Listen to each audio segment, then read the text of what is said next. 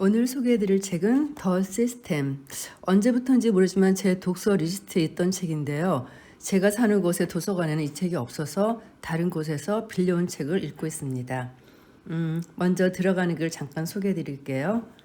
당신이 이미 어느 정도 성공을 거둔 사람이라면 나의 실패담을 다룬 이 책이 우스꽝스럽게 보일 수 있다. 하지만 적어도 당신의 성공이 전적으로 행운 때문만은 아니었다는 점을 깨닫게 될 것이다. 당신 주변 사람들은 어떻게 저런 엉터리가 성공을 했나 하고 당신을 의심의 눈초리로 보겠지만 나는 당신을 인정한다. 이 책은 실패를 밥 먹듯 하면서도 결국 성공을 거둔 한 사람의 이야기를 담고 있다. 당신이 성공을 어떻게 정의하는지는 모르겠다.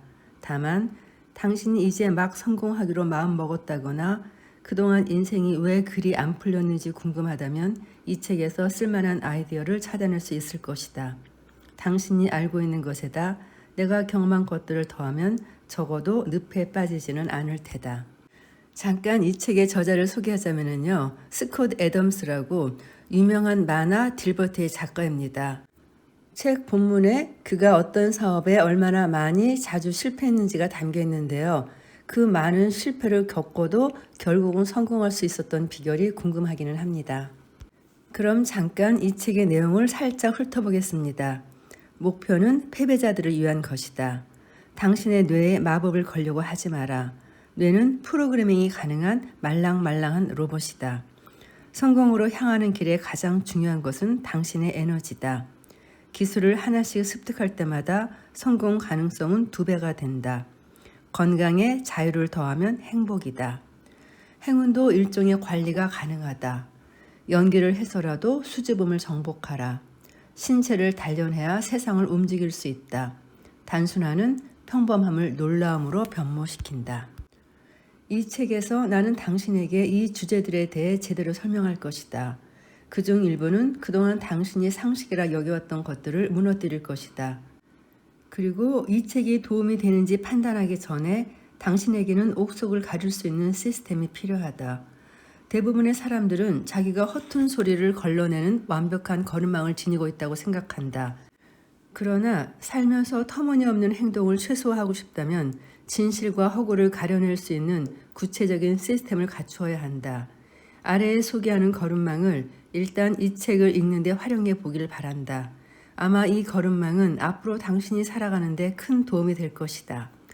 진실을 가려내는 6가지 걸음망. 하나, 개인적 경험, 인지 능력은 뭔가 부족하다. 2, 지인들의 경험, 더 믿음이 안 간다. 3, 전문가들, 이들은 진실이 아닌 돈을 위해 일한다. 4, 과학적 연구, 연관성은 인과관계가 아니다. 5, 일반 상식, 자신만만하다가 실수하기 딱 좋다. 6, 패턴 인식, 패턴, 우연, 개인적 편견은 서로 닮아 있다. 결점투성이인 우리 삶에서 진실에 가장 가까이 다가갈 수 있는 방법은 일관성이다. 일관성은 과학적 방법의 기반이다. 진실을 찾고자 한다면 목록에서 제시한 항목 중 적어도 2가지 이상에서 동일한 결과가 나오는지 확인하자. 예를 들어 어느 연구에서 오로지 초콜릿 케이크만 먹으면 살 빠는데 효과가 좋다고 발표했다고 하자. 그런데 초콜릿 케이크만 먹으며 다이어트 중인 당신 친구가 계속 살이 찐다면 당신은 위 목록에서 2가지를 배제할 수 있다. 이것이 일관성의 결여다. 이제부터 나는 이 책을 통해 스스로 당신의 똑똑한 친구가 되기를 자처한다. 이미 당신은 똑똑한 친구를 두고 있다 해도 아무 문제 없다. 똑똑한 친구는 많을수록 좋은 법이니까. 사실 나는 이 책이 언급한 주제를 다룰 만한 전문가는 아니다. 하지만 단순화에 있어서는 전문가라 자신한다. 지난 수십 년간 내가 가장 많은 시간을 보낸 일이 바로 딜버트를 그리는 일이었다. 만화 그리기는 엉뚱하면서도 정확한 핵심만 남을 때까지 불필요한 부분을 걷어내는 과정이다. 만화가는 적게는 4개의 짧은 문장만으로 그 일을 해내야 한다. 그런 일을 9,000번 가까이 해낸 사람이 나란 사람이다. 그것도 가끔은 성공적으로 말이다. 이 책의 본문에서는 당신이 성공을 향해 가는 길에 거쳐야 할 단계를 단순화해서 설명하겠다. 자본주의가 이윤을 추구한다면 인간은 성공을 추구한다. 이 단계들을 알아두면 살면서 복잡한 결정을 내려야 할 때마다 명확한 기준을 제시할 수 있다.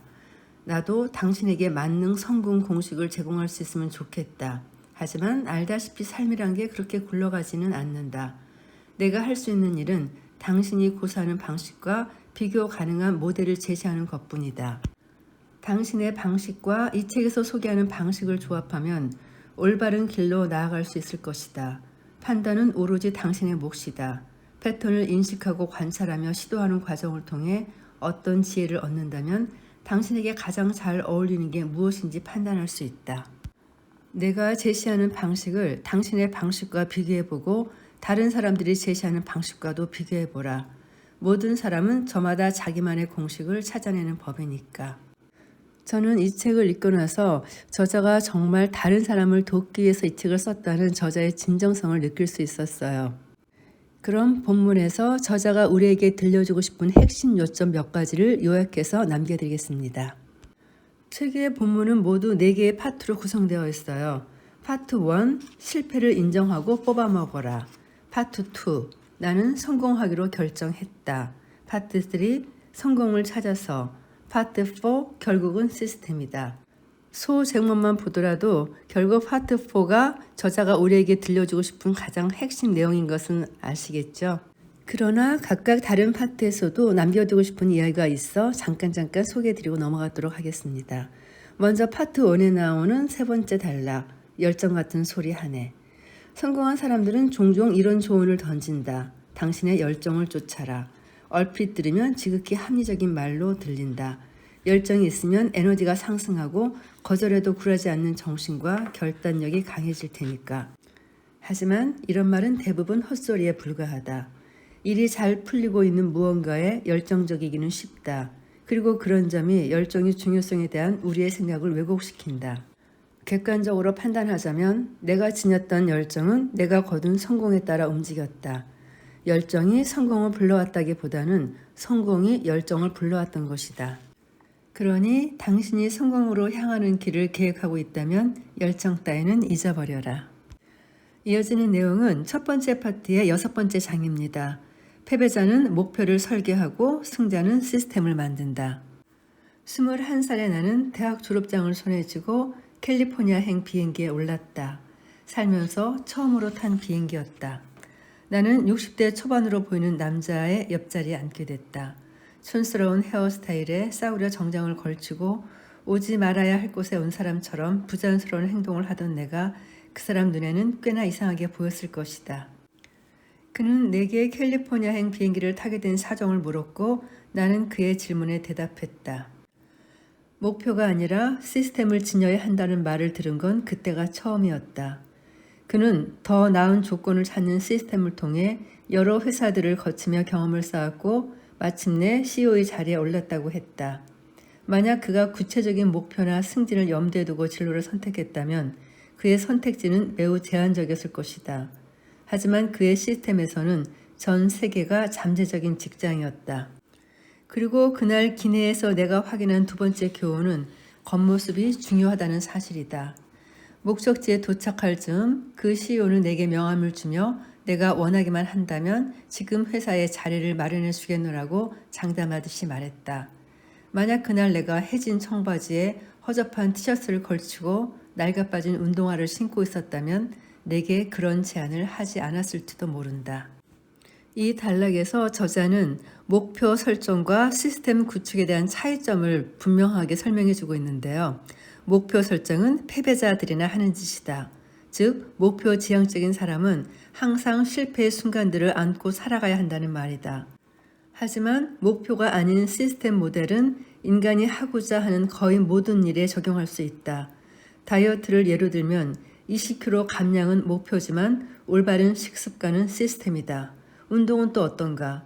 4시간 이내 마라톤 완주는 목표지만 매일 운동하기는 시스템이다. 사업에서 100만 달러 벌기가 목표라면 지속적으로 혁신적인 가치를 만들어내는 기업가 활동은 시스템이다. 당신이 장기적으로 행복해지기 위해 무언가를 매일 꼬박꼬박 하는 것은 시스템이다. 반면에 특정한 어느 시기에 무언가를 달성하고자 기다리고 있다면 그것은 목표다. 시스템에는 마감 시간이나 한계가 없다. 그리고 시스템을 따라가는 자신이 올바른 방향으로 나아가고 있는 건지 아닌지 당장은 확인이 어려울 수 있다. 그러나 성공한 사람들을 연구해보면 그들 대부분이 목표가 아니라 시스템을 따랐다는 사실을 발견할 수 있다. 페이스북 창업자 마크 저커버그가 생각난다. 저커버그로 보면 성공을 향한 그의 시스템에는 열심히 공부하기, 뛰어난 학점 받기, 명문대, 즉 하버드 대학교에 입학하기, 그리고 부를 보장받을 수 있는 기술 개발하기가 포함되어 있는 듯하다. 워런 버핏은 투자에 이런 시스템을 적용한다. 저평가 주식 매입하기, 그리고 주식을 평생 또는 중요한 변화가 발생하기 전까지 보유하는 것이 그의 시스템이다. 내가 극도로 간소화해서 설명했지만 이 시스템은 수십 년에 걸쳐 대단한 효력을 발휘하고 있다. 이듬해 20% 상승을 꿈꾸며 주식을 사들이는 개인 투자자와 비교해보라. 개인 투자자의 행위에 목표는 있지만 시스템은 없다. 그리고 시스템은 열정을 압도적으로 능가한다. 파트 1에서 우리는 저자가 말하는 시스템의 개념을 이해했습니다. 그럼 파트 2로 넘어가 보지요. 첫 단락부터 이런 문장이 나오네요. 성공을 결정하라, 원하지 말고. 일단 결정한 사람들은 행동을 취하지만 마음속에 소망을 간직하는, 원하는 사람들은 보통 그 자리에 머물기만 한다. 이어주는 두 번째 단락은 차라리 이기적인 사람이 되라고 조언하는데요. 자, 당신이 이 방면의 초보자라면 이것만 알면 된다. 세상에 대한 기여도를 기준으로 보자면 이 세상에는 세 가지 유형의 사람이 있다. 이기적인 사람, 멍청한 사람, 타인에게 짐이 되는 사람. 그러니 이기적인 사람이 되는 것이 최상의 선택이다. 여기서 말하는 이기심은 동료의 마지막 도넛을 낚아채는 그런 행동이 아니다. 가장 이상적인 이기심은 시간을 들여 운동하고 올바른 식사를 하고 탄탄한 경력을 쌓으면서도 가족들, 친구들과 즐거운 시간을 보내는 것이다. 자신의 건강과 경력을 등한시하는 사람은 두 번째 유형, 멍청한 사람으로 떨어지게 된다. 그리고 머지않아 사회에 짐이 되는 사람으로 전락하게 된다. 그러니 건강한 시각으로 바라본다면 이기심은 힘겹게 노력하는 당신에게 반드시 필요한 전략이다. 세 번째 단락에서는 에너지 레벨을 높이는 7가지 비밀에 대해서 얘기하고 있습니다. 내가 여러 개의 사항들을 두고 우선순위를 정할 때 사용하는 방식이 있다. 에너지라는 단 하나의 기준에 집중하는 것이다. 나는 개인적 에너지를 최대화하는 방향으로 선택을 내리는데 그러면 나머지 다른 일들을 관리하기가 더욱 쉽기 때문이다. 개인적 에너지를 극대화한다는 말은 올바른 식사를 하고 운동을 하면서 불필요한 스트레스를 피하고 충분한 수면을 취하는 등 당연한 일을 한다는 뜻이다. 거기에 하나를 더하자면 아침에 눈을 뜰 때 나를 신나게 해줄 무언가가 있다는 뜻도 있다. 개인적 에너지를 올바르게 이해하면 업무의 질이 향상되고 일을 더 빨리 마무리할 수 있다. 일이 순조롭게 진행된다. 그리고 이렇게 모든 것이 어우러질 때 편안하고 활기찬 느낌을 받으며 개인 생활도 더 나아진다. 내가 말하는 에너지는 신체적이거나 정신적으로 당신의 기운을 북돋아주고 즐겁게 해주는 무언가를 뜻한다. 특정 그림이나 음악을 접하는 순간 당신이 느끼는 그 감정, 바로 그것이다. 나를 예로 들자면 쇼핑은 나의 에너지 뱀파이어다. 하지만 어떤 사람들은 쇼핑을 하면 에너지가 솟는다. 따라서 나 같은 사람은 쇼핑을 최소화해야 하는 반면에 쇼핑을 할 때마다 기운이 솟는 사람들은 다른 우선순위들을 등한시하지 않는 선에서 쇼핑을 마음껏 즐기면 된다. 자, 그럼 에너지 레벨을 높이는 7가지 비밀에 대해서 살펴보겠다. 첫 번째 비밀, 자신만의 리듬을 찾아라. 생산성을 극대화할 때 가장 중요한 것 중 하나는 해야 하는 일과 정신 상태를 맞추는 것이다. 예를 들어 아침에 눈을 뜰 때 내 머리는 편안하고 창의적인 상태를 유지한다. 나의 뇌가 만화 그리기 활동에 적합한 상태라 작업이 비교적 쉽다. 오후 2시쯤 내 머리에서 나오는 아이디어는 죄다 어디서 베낀 듯한 수준을 벗어나지 못했다. 오전 6시에 독창적인 나는 오후 2시에 복사기가 된다. 점심시간이 되면 나는 간단하게 배를 채우고 헬스클럽에 가거나 테니스를 친다. 하루 중 그 시간대가 가장 에너지 넘치는 시간이다. 저녁 시간은 신체 에너지가 떨어져 있어 운동하기에 적합하지 않다. 나의 만화 창작 활동은 자연스러운 에너지 흐름을 극대화하기 위해 2단계로 나누어진다. 늦은 오후부터 초저녁에는 기계적인 일들을 한다. 오후 운동을 마치고 와서 딜버트의 최종 마무리 작업을 하거나 인터넷으로 청구서를 처리한다. 그 시간대에 내 에너지는 깊은 생각 없이 할 수 있는 단순한 업무와 완벽하게 맞아떨어진다. 아마 오후에 운동을 하지 않았다면 오후 내내 따분한 작업을 견디기 힘들었을 것이다. 두 번째 비밀, 단순화 인간 대 최적화 인간. 나는 사람을 단순화를 좋아하는 사람과 최적화를 좋아하는 사람으로 구분한다. 단순화를 좋아하는 사람은 조금 더 노력하면 더 나은 결과를 얻을 수 있다는 사실을 알면서도 쉬운 길을 택한다. 최적화를 좋아하는 사람은 일이 꼬이면 예상치 못한 문제가 발생할 수도 있다는 사실을 알면서도 최선의 해결책을 찾는 데 힘을 쏟는다. 두 유형의 사람이 어떤 특징을 지니고 있는지 보도록 하자. 예를 들어 내 아내 셸리는 독보적인 최적화 추구형 인간이다. 오늘 저녁 아내와 나는 집에서 30분 정도 떨어진 레스토랑에서 간단하게 저녁을 먹고 근처 극장에서 영화를 볼 예정이다. 최적화 추구형 인간인 셜리는 레스토랑으로 출발하기 전에 몇 가지 급한 일을 처리하려고 한다. 게다가 가는 길에 있는 슈퍼마켓에서 환불할 게 있다고 쇼핑백을 챙길 수도 있다. 게다가 구매 영수증을 못 찾아서 슈퍼마켓에서 실랑이를 벌일지도 모르겠고, 내가 알지도 못하는 지름길로 가자고 하면서 자기가 알려주는 방향으로만 가면 아무 문제가 없다네. 하지만 나 같은 사람이 최적화를 쫓으면 지치고 스트레스 받는다. 나는 가끔 최적화에 신경을 쓰다가는 심장마비에 걸릴지도 모른다는 생각을 한다. 최적화를 위해서는 엄청난 집중이 필요하다. 나는 단순하고 실패할 확률이 없는 계획이 더 좋다. 심장 박동이 빨라질 염려가 없는 강아지나 장미꽃 정원 따위를 떠올릴 때처럼 행복하고 편안한 계획 말이다. 나는 언제나 단순화를 선호하며 사람들 역시 복잡한 것보다 단순한 시스템을 보다 더 쉽게 따른다. 따라서 단순한 계획과 복잡한 계획 중에서 어떤 것이 더 좋을지 모르겠다면 단순한 계획을 선택하라. 최적화는 구체적인 목표가 있고 자기 힘으로 모든 걸 이뤄내야 한다고 생각하는 사람에게 필요한 전략이다.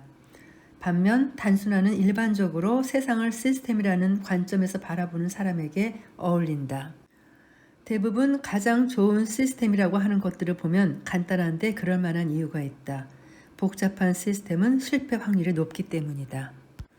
세 번째 비밀, 자세의 중요성. 인간의 두뇌는 신체 활동을 신호로 받아들인다.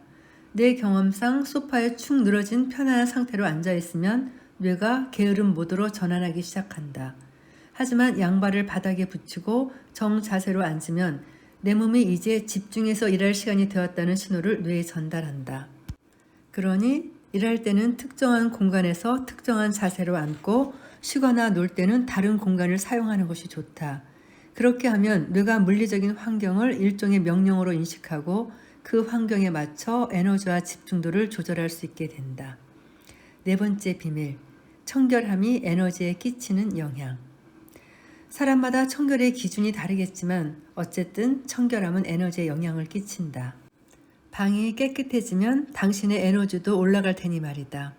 다섯 번째 비밀, 지식으로 두려움을 제거하라. 성공을 가로막는 가장 큰 장애물이자 에너지를 갉아먹는 주범은 바로 두려움이다. 이 두려움은 자신이 원하는 성과를 얻기 위해 필요한 일들을 처리하는 방법을 모으는 데서 온다. 어떤 일을 하는 데 있어 무엇보다 중요한 사실은 방법을 알고 일을 하면 더욱 활기찬 상태가 된다는 것이다. 여섯 번째 비밀, 언행을 조심하라. 여러 사람 앞에서 에너지를 낭비하는 가장 좋은 방법이 있다. 진짜 재수없는 짓을 하는 거다. 그러나 이는 생산적인 방식이 아니다. 만약 당신이 멋대로 행동하거나 그냥 솔직하게 굴면서 재수없는 짓을 하는 걸 마치 라이프 스타일인 양 생각한다면 이게 자기 자신에게 얼마나 피해가 가는지 모르고 하는 행동이다. 일곱 번째 비밀, 우선순위를 세워라. 우선순위를 양궁 표적지에 그려진 동심원이라 생각해보자. 원의 중심은 당신의 최우선, 바로 당신이다. 당신이 망가지면 다른 우선순위들은 의미가 없어진다. 따라서 건강을 1순위로 챙겨야 한다. 그 다음에 있는 원, 두 번째로 높은 우선순위를 차지하는 것은 자산이다. 당신의 재정 상태가 건전하지 못하면 당신의 가족에서 사회에 이르기까지 모든 사람에게 부담을 주게 되기 때문이다. 일단 건강과 재정 상태가 온전해진 후에는 다음 우선순위인 가족과 친구, 사랑하는 사람들을 생각해 볼 차례다. 가장 안쪽에 있는 원부터 점점 밖으로 원을 채워나가라. 그러나 일어날 수밖에 없는 예외적인 상황을 잘 다뤄가면서도 자신의 우선순위를 제대로 지키려면 시스템이 필요하다. 완벽한 기준이라고 할 수는 없지만 어떤 일로 인해 스트레스를 받고 건강을 해치고 에너지를 빼앗긴다면 그 일은 잘못된 선택이라 할 수 있다. 반면에 힘은 들어도 에너지를 불러일으킨다면 그 일은 좋은 선택이다. 올바른 길을 택하면 문자 그대로 느낌도 좋다. 이제 절반 정도 했는데 아무래도 이 책 한 권으로 끝내기가 힘들 것 같아서 오늘 녹음은 여기서 마칩니다. 다음 시간에 파트 3와 파트 4로 이어지겠습니다. 감사합니다.